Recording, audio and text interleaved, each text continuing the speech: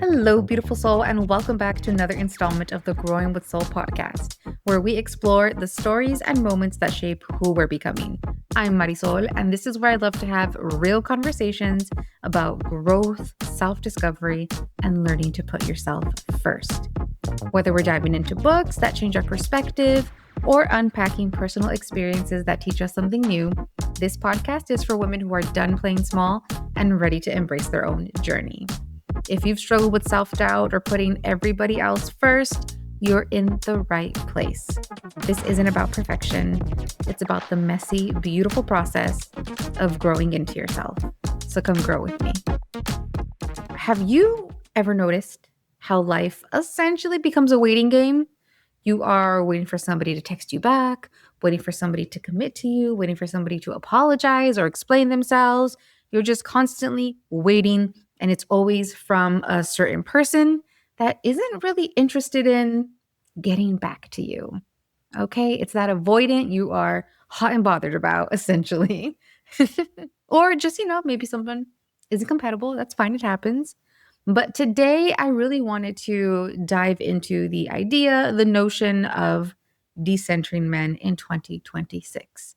The thing about decentering men is that I've been seeing everybody talk about it. And I feel like I've seen people talk about it, especially women online, for years now in like bits and pieces. I do think the conversation around it has expanded and increased just within like the last year. And I think that it is such an intriguing notion, especially when, if you're like me, then you definitely are of the belief that people need people and there is nothing wrong when wanting romantic love.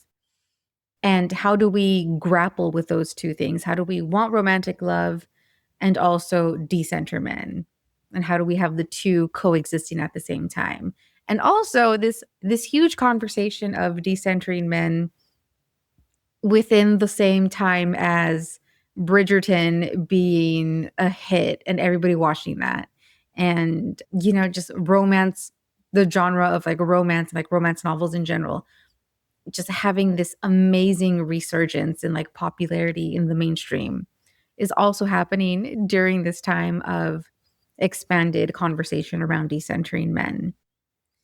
And I do think that part of it is because a lot of women are realizing that fulfillment does not have to be built around being partnered, being in a relationship. It does not have to be built around fulfillment, does not have to be built around being desired or being picked. So, what exactly does decentering men mean? Because, I hear it all the time. You probably hear it all the time. And we might have like a vague idea of what it is, but let's get into it. So, one simple thing that we can keep in mind when we hear that term is that men stop being the reference point for what you do, what you look like, where you go, what you tolerate, and what you prioritize. That's the point. When everything that you do is inherently done for the male gaze, to find a man, to please a man, all of that. When you stop doing that, that is when you are decentering men. It's not hating men, and it's not never date, which is something very important in this conversation, because I have seen a lot of people online also talking about like, yeah, decenter men, blah, blah, blah, but also like, I would like a boyfriend or I would like a husband one day. So it's not never date, and it's not relationships are bad. It's none of those things. But it does signify that you are not outsourcing your worth to male attention and validation. You're not going to treat that relationship that perhaps you desire as your main source of life success. Like, is a relationship something to be congratulated on? Maybe. in terms of like having been married for like a bajillion years, you know, like long-standing marriages. I'm like, whoa, like clearly you figured something out to make it work that long. That's definitely worth congratulating. But like, if you get a boyfriend, if you get a husband, like, is that your biggest achievement, girl? Probably not. Tell me about, I don't know, your PhD that you probably have, you know, something. But also, decentering men means that you do not shrink yourself to keep someone else comfortable. And if you think about it, there may have been times in your life where you did this. I can think about that in my own life where there were definitely times where I did that. I shrank to keep someone else comfortable. Hello, how many times have I talked about on this very podcast that I have worked so hard to no longer be a people pleaser? You think that didn't happen in like my romantic relationships? Yes, it did. It it was something that really needed to go, and it has. It has.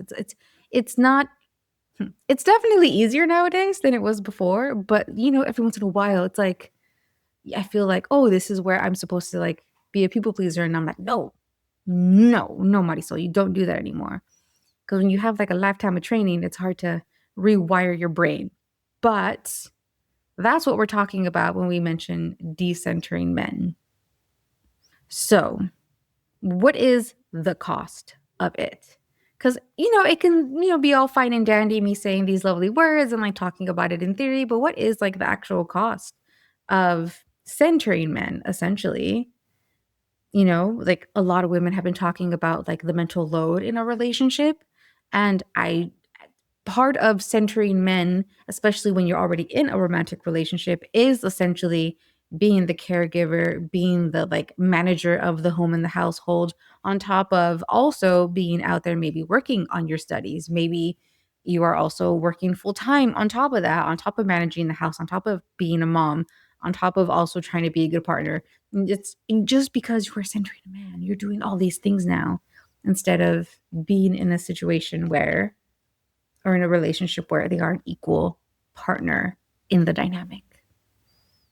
But also, it can show up in your schedule, it can show up in your spending, your safety, your standards, and your peace. If that ain't the mother effing truth, your peace is something that needs to be protected at all costs. All of you needs to be protected at all costs.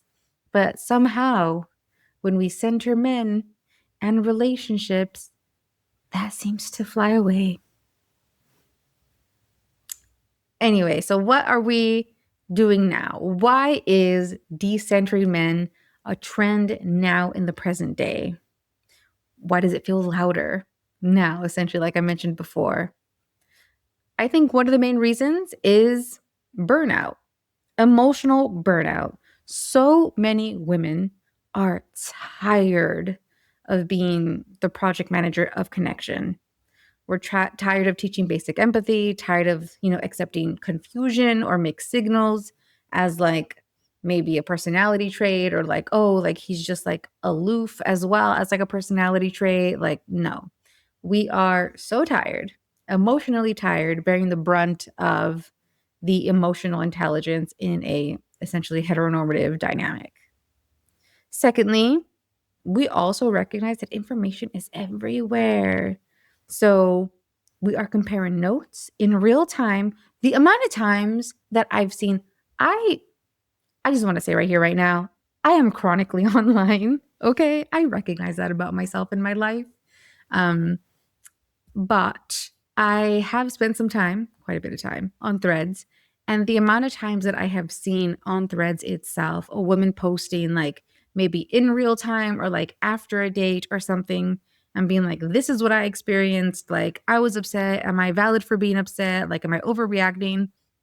And it's like, girl, you need to run. Like, you are not overreacting. That's indicative of X, Y, and Z. Of like, you see women in the comments being like, I was in a similar situation and this is what it led to. This is what happened. Like, no other time in history have we had that type of access to other women who may have been in a very similar situation as you, or even women who have been in that same situation with that same man. Like all those, is that on Facebook? Where it's like, have we dated the same guy? Like, I've seen people post about that, and it's like, oh, this is this guy. Like, I dated this guy, a year or two ago, and like he did the same thing to me. The T app, oh my God. Does that even still exist? I don't know if it still exists, but when the T app was popping, it was crazy because I spoke to someone who like was on there and like saw like I think their cousin or something was on there. You know, it was fun. It was a little funny, but the T app when that was a thing, if it was, information is everywhere and we are sharing it. So with that, not only are we able to make more informed decisions, we're also able to find greater validation within our peers, essentially. We're not able to be taken advantage of as easily. We're not able to be gaslit, essentially, because when you're isolated, you don't have anybody to bounce information off of.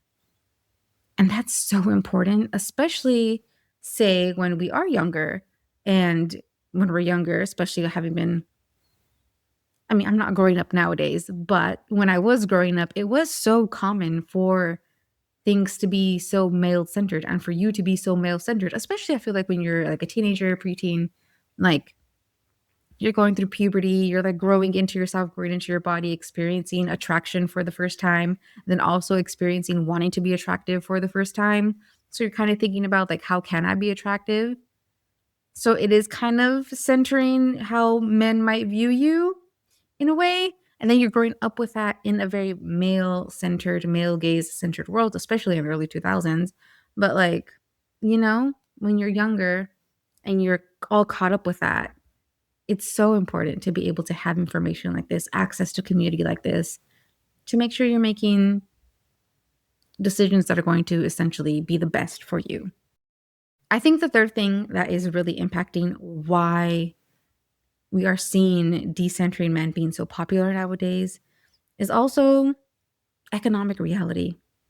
Like, the math is brutal when it comes to economics, okay? We are all struggling.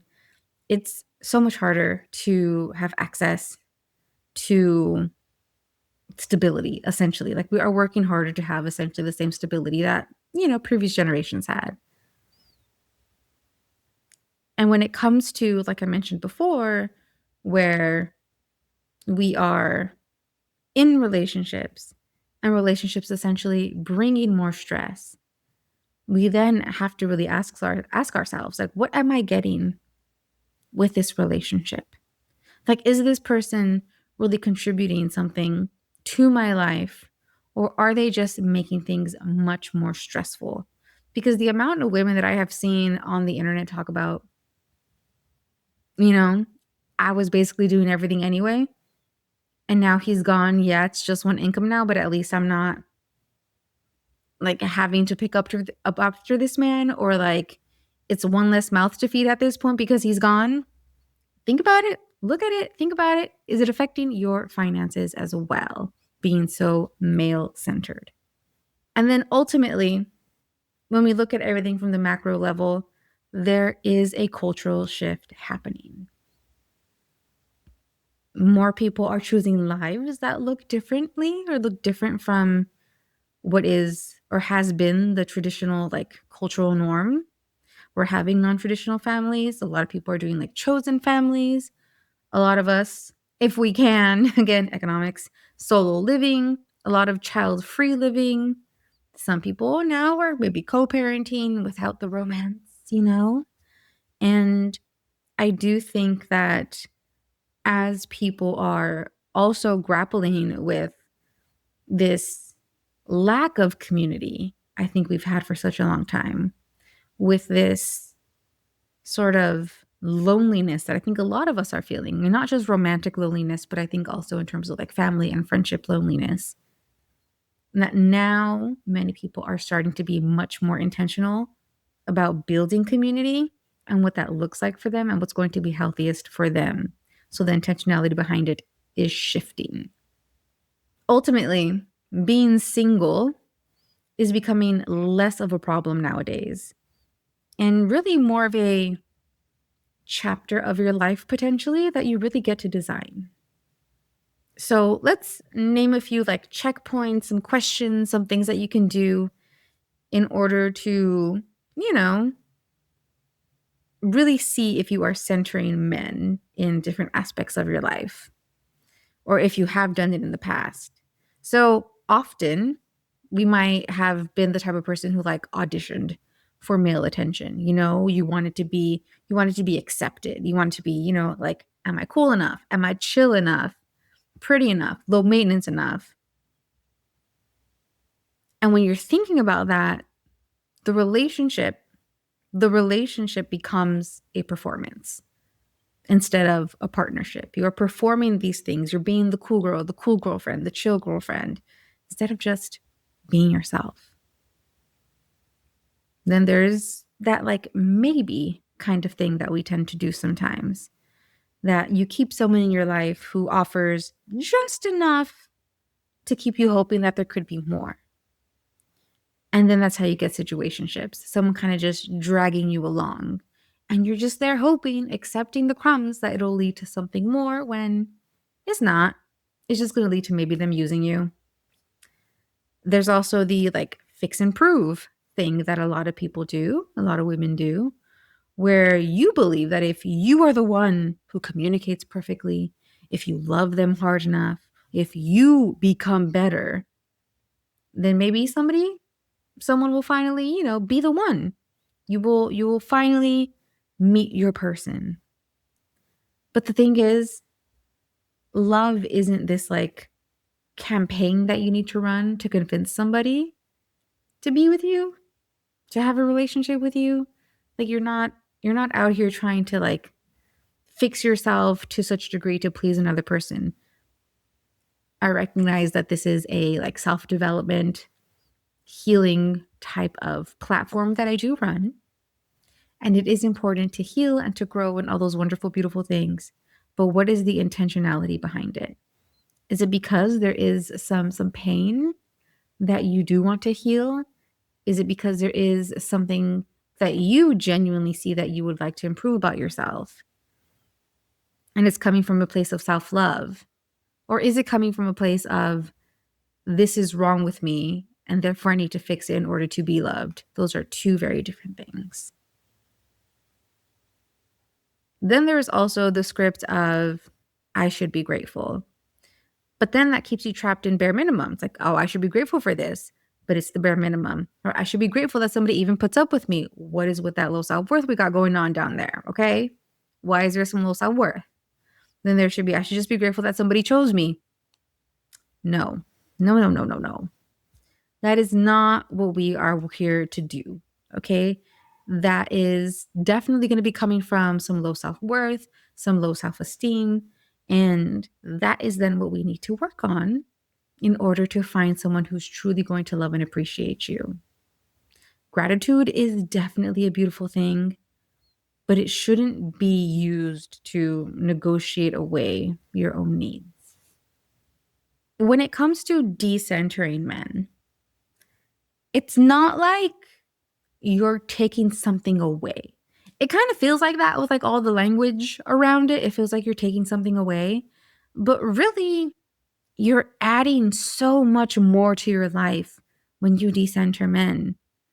So you're not necessarily going to have like a louder life. You're not necessarily going to be like a busier person, but life is just going to be bigger, more fulfilling. So what is it that you're reclaiming when you are decentering men? Time. So maybe evenings that aren't spent anxiously decoding a text message. There's money spent on your comfort, spent on your education, on your travel, on your home, on your health. Body autonomy. Movement and style for your own pleasure, not for approval. Ambition. So many women leave men that were dragging them down to excel further in their careers, to go on and excel in academia. And just think about how you were able to expand fully into yourself and into your potential when you're not focusing on external male validation. Friendship. deeper, more consistent, more reciprocal friendships. Because how many times have maybe you been in a relationship and all your friends disappeared?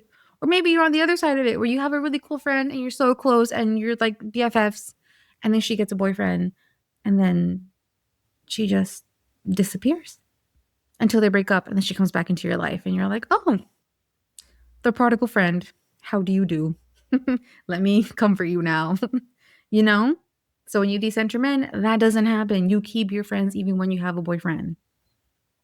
And of course, peace is also what you are getting when you decenter men, where you are able to then enter dating situations, enter relationships without having to feel like you need to shrink or you need to, fight for this to become a relationship. And it's really the kind of peace that comes from you're no longer like negotiating the red flags, you're observing the red flags and being like, okay, this is not for me. That peace.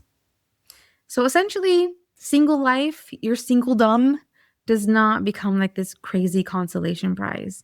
It's your home base, essentially. If anything, I do not like the term single life or like the single life, because it's not single life like you're waiting to be in a relationship. It's just your life. So if you think about it as like, oh, this is like my single life, I'm single right now, so what am I going to do with my single life? Girl, no. What are you going to do with your life? Plain and simple. And if you happen to meet a man that's going to be the one for you along the way, beautiful. But just go live your life. So, if you take one thing away from this episode, let it be this. You are not behind if you are single. You are not incomplete if you are single. And you are not waiting for your life to start if you are single. You are actively living your life already.